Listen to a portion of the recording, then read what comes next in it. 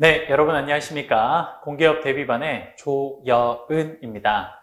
오늘은요, 우리 지난 시간에 이어서 회계 관련된 부분을요, 계속해서 함께 살펴보도록 하겠습니다. 함께 볼까요? 자, 우리 지난 시간까지 한 게 뭐냐? 이거였습니다. 회계가 뭔지 회계 정의부터 시작을 했었는데요. 회계가 뭡니까? 회계는요, 의사결정자의 의사결정에 유용한 정보를 제공하기 위한 일련의 과정을 우리는 회계라고 이야기를 했습니다. 그러면 의사결정자에 누가 있냐? 의사결정자에는 3명의 의사결정자가 있었네요. 첫 번째, 외부 투자자가 있고요. 두 번째, 내부 관리자가 있고요. 세 번째, 정부 세무당국이 있었네요. 이렇게 3개의 의사결정자가 있었습니다. 바로 이 의사결정자 중에 우리는 특히 이 외부 투자자에 주목한다라고 말씀을 드렸고요. 이 사람들에게 유용한 정보를 제공해야 된대요. 그럼 유용한 정보를 어떻게 제공하냐? 그거는 바로 재무제표라는 걸 통해서 제공을 한다는 겁니다. 그래서 이 재무제표가 아주 중요한 회계의 핵심이라고 보시면 되겠네요.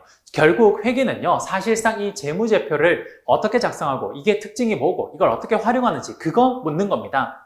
그래서 재무제표로 유용한 정보를 전달을 하는데 이 재무제표의 종류가 뭐가 있냐? 크게 2가지로 나눌 수 있다고 합니다. 첫 번째, 그 기업의 특정 시점에 재무 상태를 알려주는 게 있고요. 그 다음에 그 기업의 일정 기간 동안의 경영 성과를 알려주는 게 있어요. 그래서 이 2가지가 가장 중요하다고 말씀드렸죠.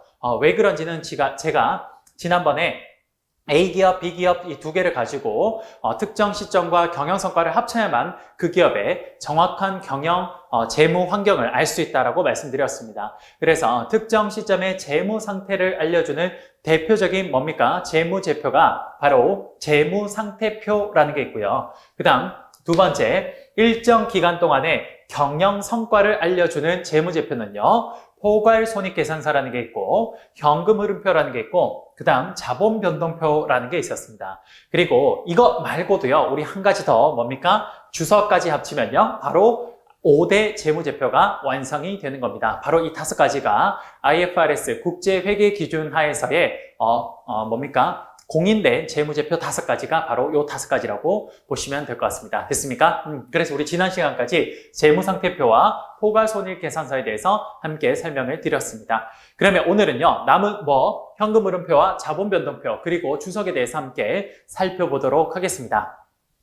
자, 우선 현금흐름표에 대해서 함께 보도록 할게요. 자, 현금흐름표도요, 자, 현금흐름표도 우리가 일정 기간 동안의 경영 성과를 알려주는 재무제표예요. 그러다 보니까 어떻게 작성을 하냐? 일단 가운데 현금흐름표라는 요걸 표시하고요. 그리고 왼쪽에 땡땡기업 이렇게 적습니다.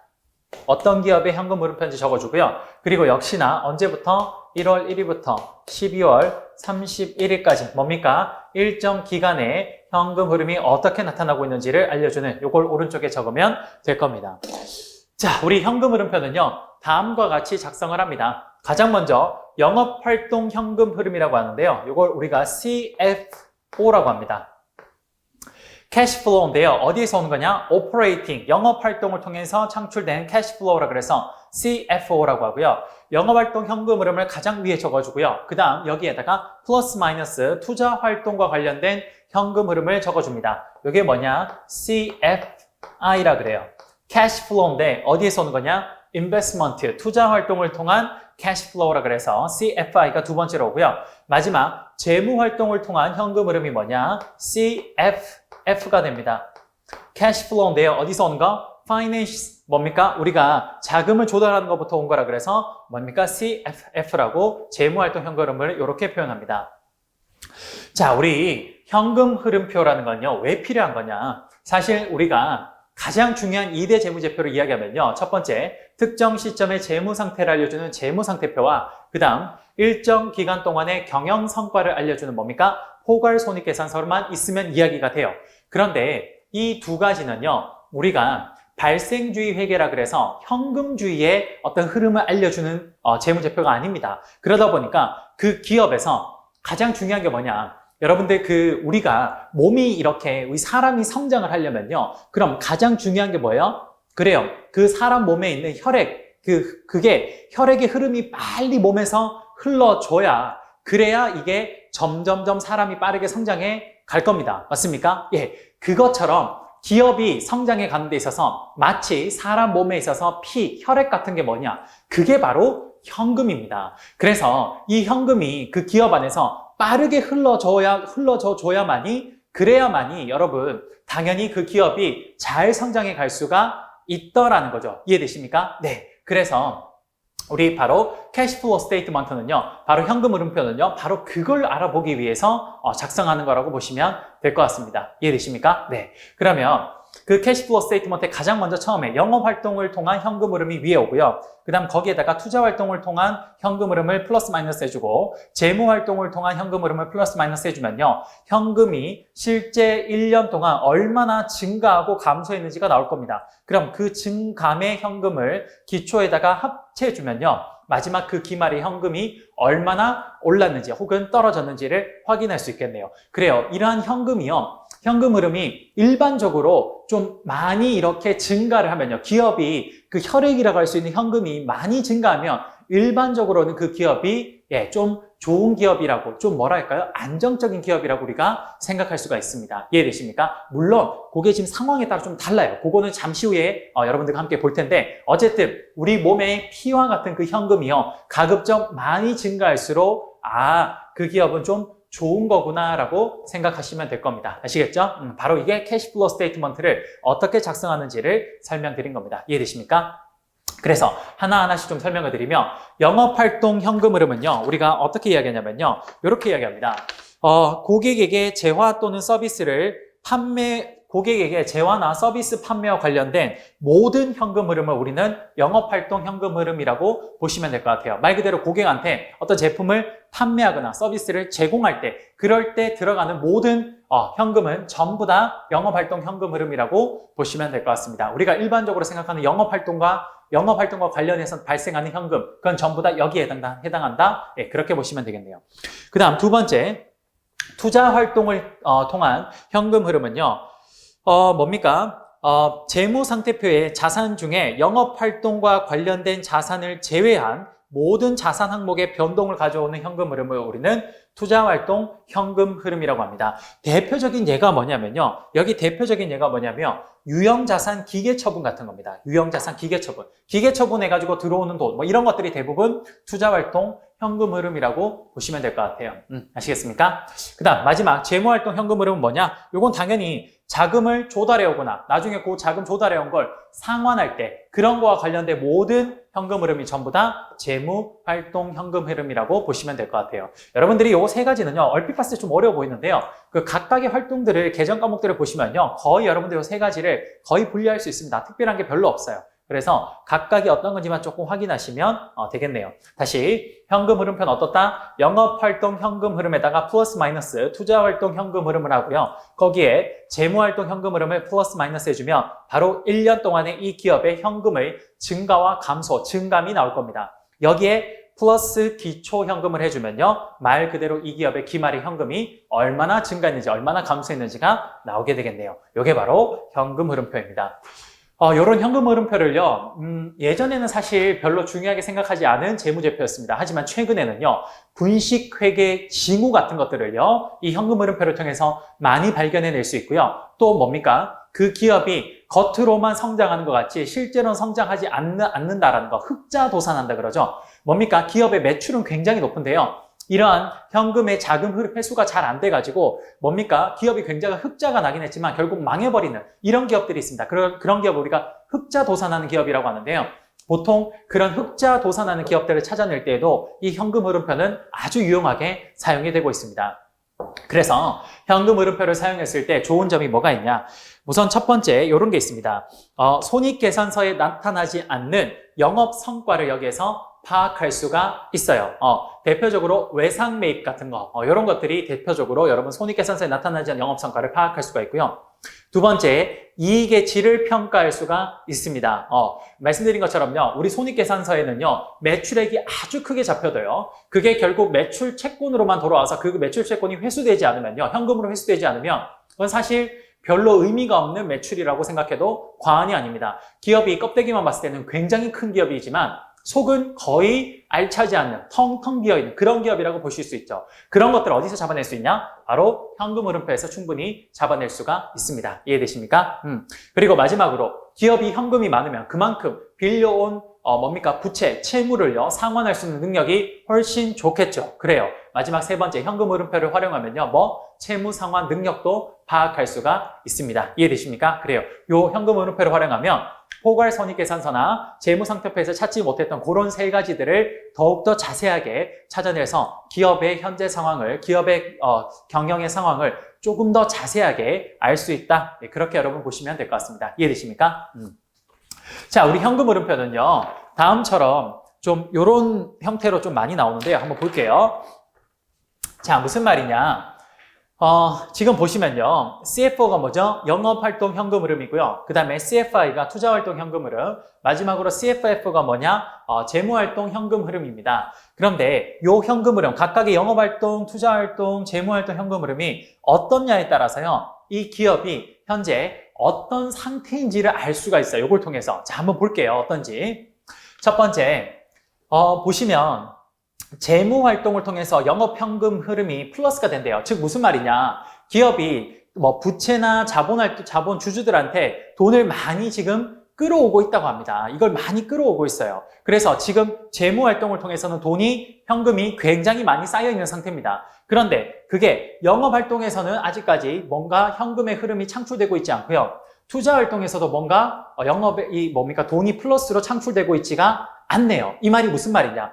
결국 기업은요, 재무 활동을 통해서 자금을 가지고 오면요, 그렇게 확보된 자금을요, 기업이 더 성장하기 위해서 투자하고요. 그 다음에 이렇게 투자를 해서 여기에다 계속 투자를 하니까 그 CFI가 점점 마이너스가 되고 있겠죠. 그 다음에 기업이 투자를 하고 난 뒤에 점점 마켓시어를 점유하기 위해서 노력을 하고 있습니다. 하지만 아직까지 초창기다 보니까 영업 활동을 통해서 뭔가 현금 흐름이 많이 창출이 안 되는 거예요. 그래서 이 투자 활동을 통해서 여기에다가도 어느 정도 보충을 해 넣어야 되는 상황이네요. 바로 기업이 자금을 많이 조달해 와서 투자도 많이 하고 있고 아직까지 여기 영업 활동을 하고는 있지만 여기에서 많은 자금이 창출되지 않은 이런 상태. 이게 바로 어떤 상황의 기업이냐? 바로 창업기 상황의 기업이라고 보시면 됩니다. 그런데요, 기업이 자금 활동을 통해서 투자에도 많이 넣고 그 다음에 영업 활동에도 많이 넣고는 있지만 그렇지만 아직까지 여기에서 많이 플러스가 이익이 안 나고 있는 거. 이게 뭡니까? 기업이 현재 창업기에 있다. 네, 이렇게 보시면 되겠네요. 우리가 캐시플로우 스테이트먼트 현금 흐름표를 통해서 요 각각의 재무제표가 각각의 요소들이 어떤 상황이냐에 따라서 그 기업이 지금 스타트업이구나 이런 걸 여기서 밝혀낼 수 있다는 거죠. 이해되십니까? 그 다음 또 뭐가 있냐? 또 그 다음에는요, 보시면 두 번째, 지금 계속 자금을 조달해 와요. 우리가 자금을 조달해서 계속 많은 돈을 여전히 많이 조달해 오고 있습니다. 그리고 요 돈을 통해서 그래요. 투자 활동에 계속 돈을 투자하고 있네요. 이 기업이 좀 더 마켓시어를 올리기 위해서 계속 투자를 하고 있습니다. 그런데 이제 어느 정도 영업 활동을 통해서 꽤 많은 현금, 수익이 이렇게 창출되고 있네요. 그럼 이것도 나중에 여기 창출된 것도 이게 일부 여기 투자 활동에다가 투자할 수 있을 겁니다. 무슨 말이냐? 기업이 이제 좀 성숙해가지고요. 좀 성장을 해서 그래서 영업 활동에서 꽤 많은 돈을 벌어들이고 있습니다. 그래서 그 돈을 가지고 기업이 더 성장하기 위해서 투자를 하는데 아직까지 여기서 많은 돈을 벌어들이고 있는 건 아니다 보니까 여기서 투자할 수 있는 돈이 한정되어 있다 보니 그래요. 자금 활동을 통해서 여전히 일부를 좀 조달해 와서 투자하고 있는 요 상황. 요게 기업이 현재 성장기에 있다라는 거죠.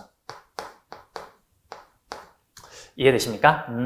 자, 굉장히 재밌죠? 여러분, 이게 현금 흐름표, 요걸 우리가 앉은 자리에서 그 기업이 지금 어떤 상황인지 이렇게 확인할 수 있다는 이 자체만으로 너무 신기하지 않습니까? 네. 쌤은 처음에 재무제표를 공부했을 때 이런 것들이 너무 신기하더라고요. 네. 여러분들도 요번에 이걸 통해서 좀 기업을 보는 눈도 좀 살리고 그리고 나중에 여러분들이 실제 재테크할 때도 이런 것들이 굉장히 많은 도움이 됩니다. 아시겠죠? 그 다음 세 번째, 이제 어떻게 되고 있냐? 잘 보세요. 기업이 영업 활동을 통해서 굉장히 많은 돈을 이제 창출하고 있습니다. 많은 현금 흐름을 창출하고 있어요. 이제 이 돈을 가지고 기업이 더 성장하기 위해서 기업에 투자하는데 돈을 이렇게 투자할 수 있습니다. 그리고 그러고도 돈이 남으니까 이제 뭐하냐? 여지껏 빌렸던 돈을 여기에서 갚고 있네요. 여기서 투자활동 현금흐름이 플러스는 뭔가 다른 사람으로부터 자금을 조달해 오는 건데 마이너스는 뭐냐? 그 사람들한테 주는 거니까 갚는 게 되겠죠. 이제 여기 영업활동 현금흐름을 통해서 충분히 많은 돈이 창출되고 있으니까 그 돈의 일부를 투자하고 나머지 돈을 여지껏 빌렸던 돈을 뭡니까? 상환하고 있네요. 이게 뭡니까? 그래요. 이런 쪽에 있는 기업이 성숙기 기업이 되겠네요. 이해되십니까? 예, 이렇게 되겠네요. 마지막으로 한번 볼게요. 이제 기업이 뭡니까? 점점 영업활동에서는 돈을 이제 더 못 벌어내고 있어요. 그리고 뭐 어떻게 하고 있습니까? 이걸 많이 못 벌어내고 있으니까 기업이 자금을 조달해 오고요. 특히나 여기 다 여지껏 뭡니까? 투자활동 현금 흐름이 마이너스였는데 뭐가 여기서 갑자기 플러스가 되고 있죠? 이게 무슨 말이냐? 기업이 영업활동을 통해서 돈을 많이 못 벌고 있으니까 이제 이 기업이 더 이상 여기서 마켓시어를 더 점유할 수 없을 거라는 생각이 드는 겁니다. 그러다 보니까 여기서 철수하기 위해서 기업이 뭐예요? 자신들이 가지고 있는 기계나 이런 자산들을 파는 거예요. 그럼 그걸 팔면 당연히 거기서 현금이 흐름이 안으로 우리 기업 입장으로 이렇게 흘러 들어오겠죠. 그럼 플러스가 되겠죠. 바로 그겁니다. 투자활동 현금 흐름의 대표적인 플러스가 뭐냐? 기업이 뭐예요? 유형자산, 기계 같은 것들을 처분하는 거예요. 그래서 기계들을 처분해가지고 그래서 이 돈으로 플러스가 지금 나오고 있는 거죠. 이해되십니까? 그리고 여기에서 계속 손실을 보고 있으니까 요거 일부 돈을 가지고 여기에서 메꿔서 여기에 지금 손실 나는 걸 일부 메꿀 수도 있겠네요. 요게 뭡니까? 그래요. 마지막 그 기업이 쇠퇴기했을 때예요. 이해되십니까?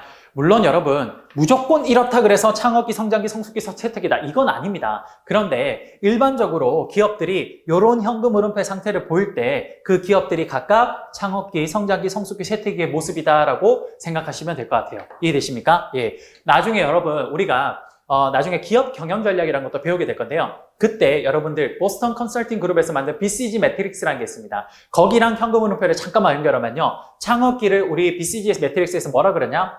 퀘스천 마크라 그러고요. 성장기는 라이징 스타라 그러고요. 성숙기는 캐시 카우라 그러고요. 마지막으로 쇠퇴기는 뭡니까? 독이라 그럽니다. 나중에 여러분 우리 뭡니까? 기업 경영 전략에서 공부하실 때 BCG 매트릭스를 통해서 요것과 함께 연결해서 공부하시면 훨씬 더 도움이 많이 될 겁니다. 이해되십니까? 예. 이렇게 해서 우리 현금 흐름표에 대해서 전체 다 한번 살펴봤습니다. 이해되시죠? 자, 그 다음에 마지막 네 번째 자본 변동표에 대해서 한번 보도록 하죠. 자본 변동표. 자, 자본 변동표는 보통 이렇게 적습니다. 자본 변동표는요, 물론 여기도 위쪽에 이렇게 적어도 되겠죠. 이렇게 그어가지고 여기에다가 자본 변동표라는 걸 적고요. 그리고 땡땡 기업이다 이렇게 적고 그리고 또 언제입니까? 1월 1일부터 12월 31일까지다 이렇게 적어도 되겠네요. 자, 우리 보통 자본 변동표는요, 뭡니까? 바로 여기죠. 보시면 우리 여기 자본 사이드 있죠. 예, 여기 자본의 1년 동안의 변동을 보여주는 겁니다. 뭡니까? 이 기업의 주인은 누굽니까? 바로 이 자본 사이드에 있는 주주들이죠. 그러니까 주주들이 자신의 이익이 1년 동안 어떻게 변했는지를 좀 더 자세하게 보기 위해서 만든 게 뭐냐? 바로 자본 변동표라고 보시면 될 것 같습니다. 이해되십니까? 자본 변동표는요. 크게 납입자본, 이익잉여금, 기타 포괄손익 누계, 그 다음에 자본조정 이렇게 네 가지로 표현을 합니다. 물론 여기서 조금 더 세부적으로 좀 나눌 수도 있어요. 근데 크게 이렇게 생각하시면 되겠네요. 그러면 어떻게 하냐? 기초에 납입자본이 있을 때 예를 들어서 그 기업이요. 증자를 합니다. 증자. 예, 말 그대로 뭡니까? 유상증자 같은 경우에 새롭게 우리 회사가 주식을 내면서요. 발행하면서 그걸 새로운 주주들이나 기존 주주들한테 돈을 주고 그거를 파는 겁니다. 그럼 기존 주주들이 그걸 사게 되면요. 당연히 우리가 더 돈을 내니까 그러니까 뭡니까? 그 기업의 자본이 증가하겠죠. 그래서 증자를 하게 되면 납입자본이 증가하게 됩니다. 반대로 있는 주식을 뭡니까? 이렇게 소각하거나 감지할 수 있어요. 그러면 납입자본이 어떻게 된다? 줄어들게 되는 겁니다. 바로 증자는 납입자본을 올려주고요. 감자는 납입자본을 감소시키는 요인이라고 보시면 돼요. 그 다음 이익잉여금은요. 뭐가 늘려주냐면요. 바로 우리 지난번에 했었는데요. 우리 포괄손익 계산서에서요. 맨 마지막에 나왔던 게 뭐였습니까? 그래요. 당기순이익이라는 게 있었습니다. 바로 그 당기순이익이 증가하면요. 그럼 당연히 이익잉여금이 증가하게 되겠죠. 왜? 당기순이익이 흘러들어가서 어디? 이익잉여금으로 흘러들어가니까. 그런데 그 흘러들어가는 과정에서 주주들이 주주총회에서 이런 걸 요구합니다. 이번에 우리 주주들한테 배당을 얼마를 하세요? 라고 그렇게 요구를 해요. 그러면 그 이익 당기순이익에서 배당이 일정 부분 빠지고 나머지 당기순이익이 이익잉여금으로 흘러 들어가는 거예요. 그러면 이익잉여금을 감소시키는 요인은 뭐냐? 바로 배당이라고 보시면 되겠네요. 이해되십니까?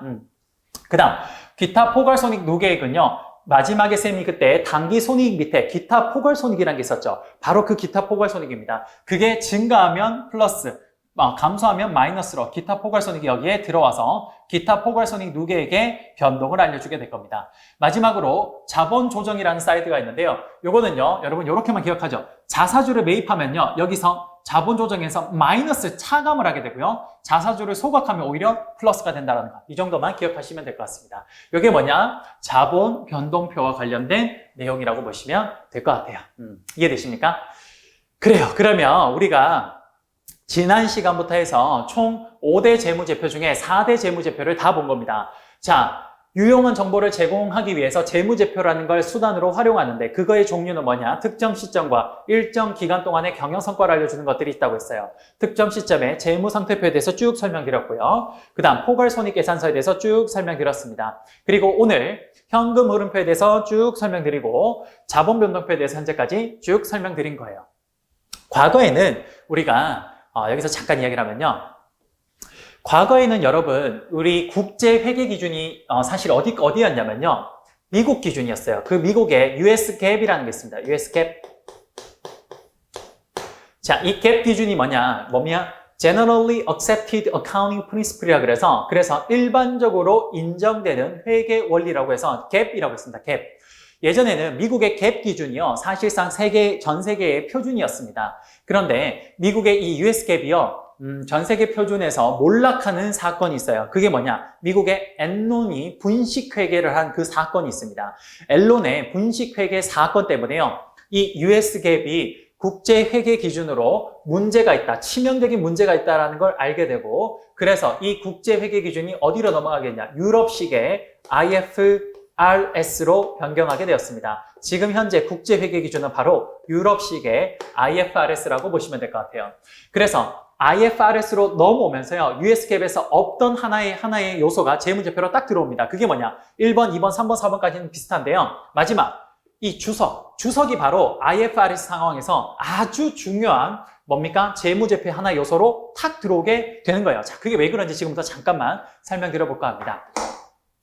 자, 여러분, 그 US GAAP 같은 경우는요, 어떤 걸 의미하는 거냐면요, 이런 식이에요. 예를 들어서, 김치찌개를 맛있게 만드는 법이라고 하면요, US GAAP은 이렇게 이야기를 합니다. 김치찌개를 맛있게 만들기 위해서는요, 어떻게 해야 돼요? 그래요. 김치를 300g 정도 준비하시고요. 물은 500ml 정도 준비하셔야 됩니다. 그 다음에, 설탕은요, 20g 준비하고요. 소금은 약 15g 정도 준비하셔야 됩니다. 거기에 올리고당을 예를 들어서 한 10ml 정도 준비하셔야 돼요.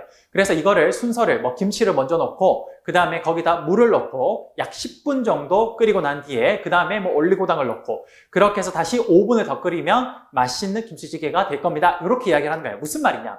즉 맛있는 김치찌개를 끓여야 된다라고 했을 때 US GAAP에서는 어떻게 하냐면요. 아주 세세하게 요렇게 해라라고 알려줍니다. 기준을 정확하게 정해줘요. 예, 그게 바로 US GAAP 기준의 미국식 기준의 회계 방식이었습니다. 그럼 유럽식 기준의 IFRS는 뭐냐? 이런 식이에요. 김치찌개를 맛있게 끓이는 법이라고 레시피를 알려달라고 하면 어떻게 하냐? 김치는 한 대충 이 정도 있으면 돼요. 그 다음에 또 어떻게 해요? 설탕은요, 대략 한 3꼬집 정도면 될 것 같네요. 그 다음에 또 뭐예요? 소금은요? 소금은 한 2스푼 정도면 되겠네요. 물은 대략 한 500ml에서 한 1000ml 정도? 그 정도 있으면 되겠네요. 이렇게 이야기를 합니다. 그 다음에 또 끓이는 방법은 김치를 처음에 넣든 물을 먼저 넣든 크게 상관없습니다. 어쨌든 그 두 개를 넣어요. 그 다음에는 나중에 여러분들이 넣고 싶은 걸 대충 순서대로 이렇게 넣으시면 됩니다. 라고 이야기를 하는 겁니다. 어때요? 맛있는 김치찌개 끓이는 법이라고 두 가지 목적은 똑같습니다. 근데 그걸 하나는요, 아주 세세하게 알려주고 있는 반면에 하나는 대충 이렇습니다. 라고만 알려주는 거예요. 그럼 이런 거 아닐까요? 이렇게만 이야기를 하는 거죠. 그러면 얼핏 들으면 여러분 어때요? 둘 중에 뭐가 더 좋은 것처럼 느껴져요? 그렇죠. 미국 US GAAP이 훨씬 좋은 것처럼 느껴집니다. 왜? 정확하니까. 근데 역시 세상에 모든 거 완벽한 건 없어요. 이게 워낙 정확하게 알려주다 보니까요. 여기에 치명적인 단점도 함께 숨어 있습니다. 그게 뭐냐? 이겁니다. 예를 들어서 이거죠. 미국에서 지금 US 갭 기준으로 하면요. 김치찌개 맛있게 끓이는 법이라고 그랬을 때 거기서 정확한 레시피를 알려줘요. 그람 수도 얼마, 뭐 끓이는 순서도 정확하게 알려줍니다. 그럼 그거대로 다 했죠. 그거대로 다 한 상태에서 예를 들어서 맛이 없어요. 그럼 누구 잘못이냐? 그 레시피를 낸 사람이 잘못한 거예요. 그리고 만약에 그거대로 다 하고 난 뒤에 내가 그 외에 나머지 것들을 하게 되면요. 어쨌든 지키라는 대로 다 지키고 난 뒤에 나머지를 하는 거는 그 사람이 하라는 건 다 했기 때문에 그 나머지는 어떠냐? 우리 법으로 따지면 불법이 아닌 거예요. 무슨 말이냐? 법에서 이렇게 하라고 정확히 딱 알려줬으니까 그대로만 다 하고 난 뒤에 그 나머지 것들은 불법이 아닌 겁니다. 잘못된 게 아닌 거예요. 예. 그러다 보니까 엔론이 그 법의 허점을 뚫었던 겁니다. 어떻게 된 거냐? US 갭 기준에서 요렇게 하세요 라고 딱 이야기를 했는데 엔론은 실제 모든 분식 회계를 할 때 회계를 그 기준에 맞게 다 처리한 겁니다. 그 외에 그 기준을 살짝 벗어나는 것들을 활용을 해서 뭐예요? 분식 회계를 했던 거죠. 그리고 희대의 분식 회계 사건이 거기서 발생하게 되는 겁니다. 그러면서 알게 된 거예요. 너무 이렇게 기준이 명확하니까 어떻게 되는 거예요? 이게 결국에 법을 벗어날 수 있는 허점이 여기서 생길 수 있구나. 그래서 이걸 벗어나지 못하게끔 이렇게 딱 만들려면 이렇게 크게 큼직하게만 알려주지 너무 세세하게 알려주면 안 되겠구나라는 걸 생각하게 되는 겁니다. 그래서 바로 큼직하게 이런 겁니다, 저런 겁니다 라고만 알려주는 그 방식이 뭐냐? 그게 바로 IFRS 방식인 거죠. 그래요. 이렇게 되면 실제 뭔가를 할 때 정확하지 않아서 요거를 좀 처리할 때 좀 문제점은 생길 수 있겠지만요. 가장 좋은 거 뭐냐? 분식회계가 쉽지 않아요. 네. 만약에 이 사람들이 요렇게 해서 요렇게 했습니다. 근데 IFRS에서 이거 감사를 할 때 딱 봤을 때 이거 좀 아닌 것 같은데? 라고 했을 때 이 사람들이 시킨 건 다 한 건데요?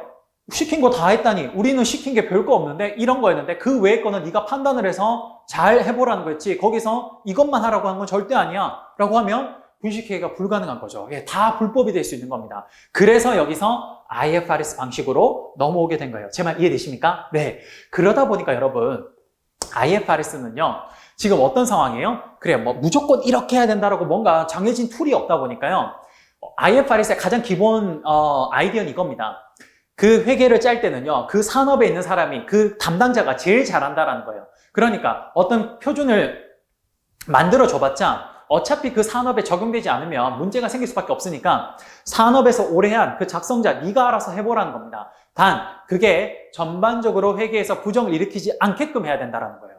그러면서 양식도 네가 할 수 있는 최대한 마음대로, 그리고 또 뭐예요? 방식도 네가 할 수 있는 방식대로 마음대로, 단 이 범위를 벗어나지 않는 한도에서 그렇게 이야기를 하는 거죠. 그러다 보니까 어떤 상황이 발생하냐? 산업마다 이걸 표현하는 방식이 다 달라질 수밖에 없는 겁니다. 근데 여러분 뭐였습니까? 회계는 의사결정자한테 유용한 정보를 제공해야 된대요. 그러기 위해서 외부 투자자들한테는 작성 기준이 있다라는 겁니다. 근데 산업마다 지금 작성 기준이 조금씩 달라져 버리는 거예요. 그러니까 외부에서 이용하는 사람들이 봤을 때 철강 산업에서는 이렇게 얘기하는데 자동차 산업에서는 이렇게 얘기하니까 이게 뭐지? 뭐가 맞는 거지? 이렇게 생각할 수가 있죠. 그러니까 어떻게 하냐? IFRS는 이렇게 얘기합니다. 그래? 그러면 그 담당자, 네가 제일 잘하니까 네가 그걸 적었을 때 왜 그렇게 적었는지를 뒤에 주석에다가 이만큼 달아놔라고 이야기합니다.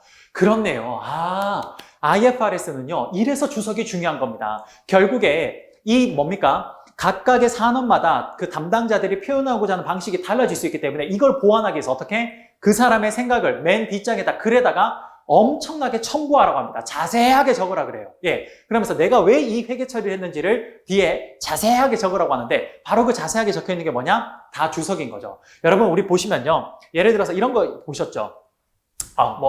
책에 글이 이렇게 쭉 적혀 있으면 여기 1번 딱 적혀 있으면 여기 글자 밑에 1 이렇게 있으면 책 밑에 보시면 여기 1 해가지고 거기에 주석 이렇게 적혀 있는 거 보시죠? 혹은 이렇게 적어놓고 맨 뒷장 넘어가면 그 뒤쪽에 요 1 각주 1에 대한 내용이 자세하게 적혀 있는 거 보이시죠? 바로 이게 뭐냐? 이게 주석이라는 겁니다.